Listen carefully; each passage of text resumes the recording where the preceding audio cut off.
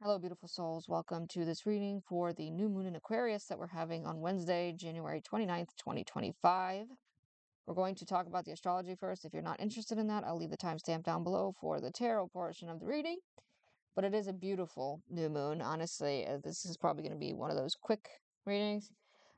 There is obviously this massive conjunction, the stellium of sorts that's happening in Aquarius with Pluto, Mercury, the sun, and the moon. So we can't ignore that, but there's also another conjunction or stellium of sorts in Pisces that's happening with Saturn, Venus, and Neptune in the North Node. Um, you can kind of see them right here. So I say that in a sense of bringing the attention to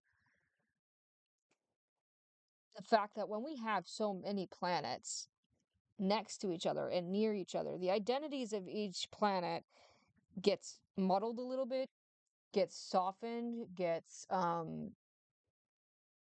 confused, right? Each planet can kind of struggle for power here. And we have some pretty significant players that are happening. The fact that it's Neptune and Venus together, sort of struggling for power with Saturn, and then you have obviously this new moon in Mercury struggling for power with Pluto, I think gives a tone to this new moon where it's a clashing. And it's a good kind of clashing. It's a positive clashing. There's a lot of positive energy with this new moon that I don't want to ignore, especially because this new moon is making a trine over to Jupiter, and at the same time, Venus and Mars are making a trine, and then Mars and Saturn are making a trine. There's a lot of movement, all right, with this new moon. So don't be surprised if things get going at this time in your life where things are sort of put into perspective, into a higher perspective, right? Because this is Aquarius energy, to where you start to look at things from the top down view, from a bird's eye view in your life, and you start to see what needs to get going, what needs to move in a positive direction. How can you effectively communicate that with Mercury being here? How can you bring more stimulation, more electrifying energy in your life? How can you make things more interesting? How can you do things differently? How can you bring more uniqueness and individuality into your life, right? This is about powerful changes with Pluto affecting this new moon. This is about raw energy being put to good use. And I love Pluto. I know I've said this so many times. I know this is a new channel, so I probably won't get to a lot of people listening, but I've been saying this for years. Pluto is my favorite planet to talk about because Pluto is not just about death and destruction. If you think about Pluto as a planet in general, it's the last one in our solar system, whether it's a dwarf planet or not. I mean, let's put the specifics aside, right? It's still the last one in our solar system. So all it really sees that no one else can see is the vastness of the universe, the open space. And that can be darkness and loneliness and emptiness and being afraid to look in the void, or that can be an empty blank slate. That can be, you know, imagination and creativity, and it can just be anything. You can look at it as nothing is possible or anything is possible. And that's what Pluto likes to do. It likes to come into our lives, shake it up a little bit, and look at different perspectives. So the fact that it's finally in Aquarius now, we get that energy doubly amplified because Aquarius does not do things like everybody else. It's an energy that allows us to stop conforming, an energy that allows us to really question things, to question everything. And so with this new moon, we are kind of moving into um, that part of the year because we have the new moon in Aquarius every year, right? Where we start to question things. But it's really, again, it's doubly amplified with Pluto and Mercury here, where we start to not only question things in our own life, but maybe we start to question things on a collective level, where we start to question things in our family, or we start to question things at work, or we start to question things with the people around us. We start to question things within our government. We start to question things within our local groups, with it, with any associations that we have with big groups of people in our friendships, in our relationships. We start to question things externally as well. Maybe we start to question things about our habits, about our routine, about our schedule, about our immediate environment, which Mercury likes to rule. Maybe we start to question things about our siblings and our next door neighbors. We start to question things about our transportation, even. Like maybe we start to question things like, damn, I've been riding on the bus for 10 years and I've spent this much money on bus fares. I could have gotten a car at this point. Or we start to question, like, damn, I've been driving the same beat up car that I keep bringing back into the mechanic every month. Maybe I should invest in a new car. Or maybe it's about, like, damn, I bought this new car, but I can't really seem to afford it. Maybe I should try to go get refinanced. It can be like that simple, but this feels a little bit bigger than that because with all of these trines happening, um, and technically it's a grand trine that's going on here with Juno, Mars, and Venus and Neptune together. I'm not gonna ignore that, and the North Node too.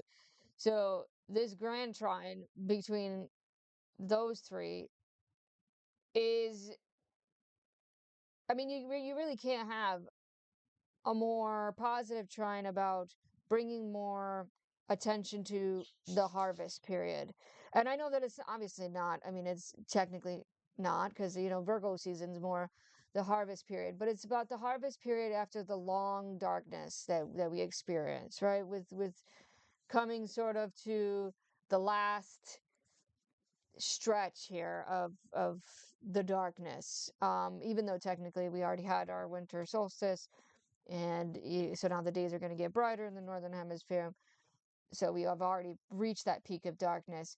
But January is always made fun of because it's we always joke about how it feels like forever because it's kind of like the limbo period, right? We're done with the holiday season and now we don't really know what to do with ourselves, and every day seems like an eternity in January.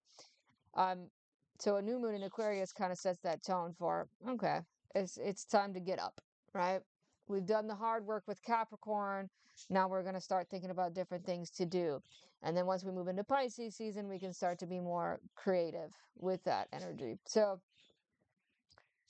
anyway, we can move into the cards now. All right, let's see what the cards have to say about this new moon in Aquarius. What can we expect?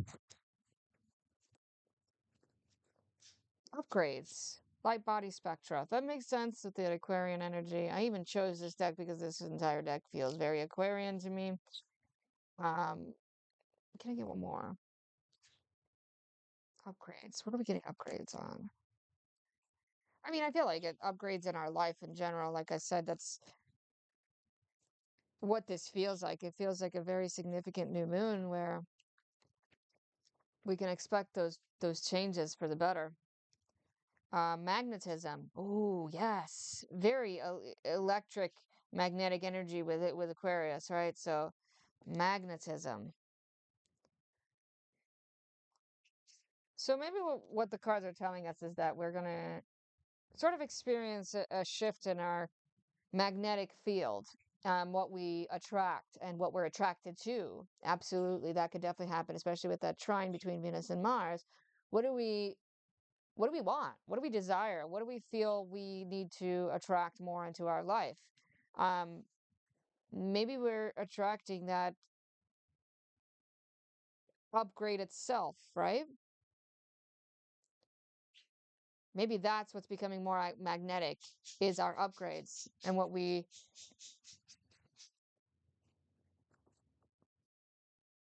need to level up in life. Or maybe just our life in general needs a good leveling up. Maybe we're experiencing that. I love that. I like this energy. Yeah, Queen of Wands again, attracting.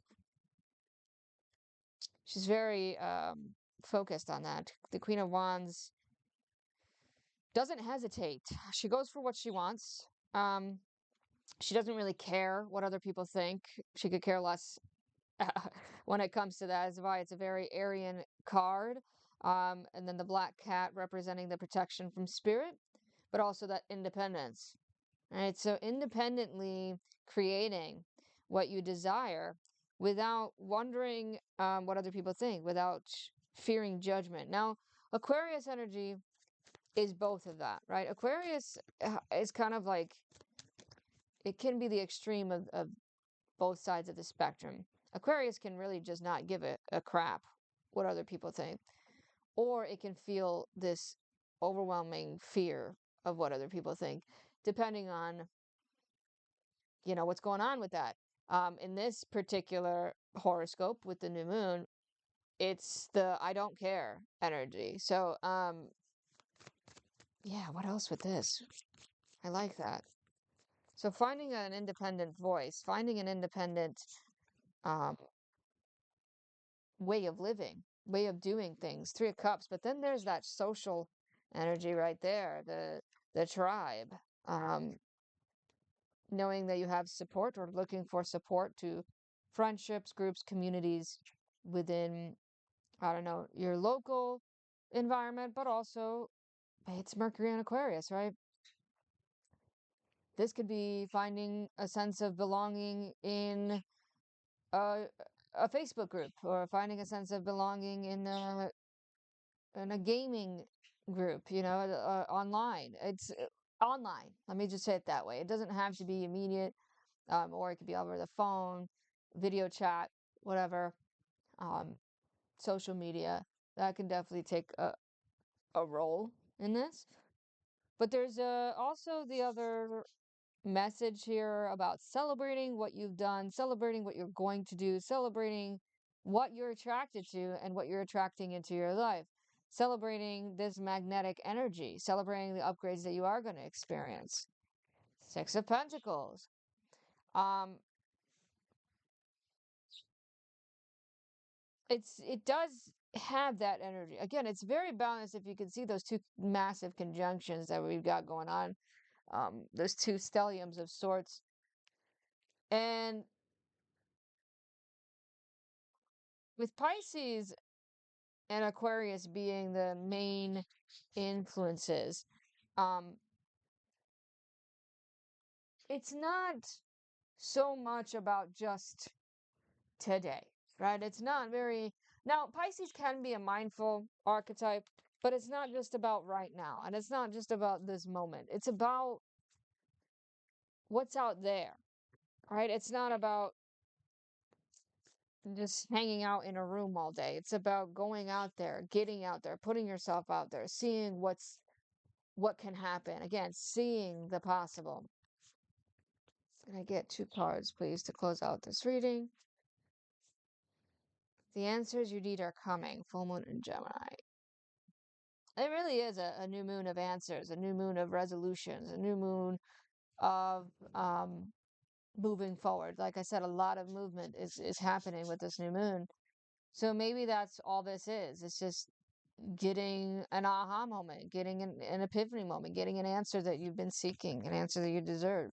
That you deserve. There we go. You are good enough. Um, that's the beautiful thing about Aquarius. It teaches us that, yeah, maybe you're a little weird, maybe you're a little different, maybe you're an outcast, maybe you're doing something that other people didn't expect you to do, or other people don't um necessarily not confide, support, let's say it that way. But there is someone out there, or there is a group that's just like you, right? Um, or has similar interests. Let me say it that way, because everyone is kind of unique in their own sense. But just because it's not, I don't know, I feel like I have to get this message across to somebody, but just because it's not accepted in one group doesn't mean it's not accepted in another group. Does that make sense? But also knowing that what you're trying to magnetically attract to yourself and create, you're good enough for that. It's kind of weird that we're kind of like James Bond, right? As star seeds, light workers, people on our spiritual journey, we have to lead this very double life almost, and it's exhausting. Um, And the physical, materialistic, mechanistic, autopilot, fast-paced society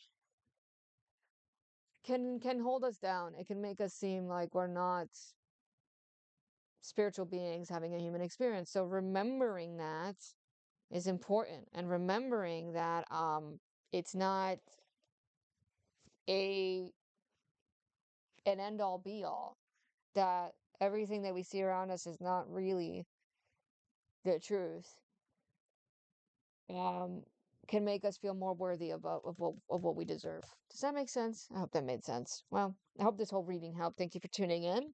You guys have a wonderful day. Have a wonderful new moon, and I will see you in the next one.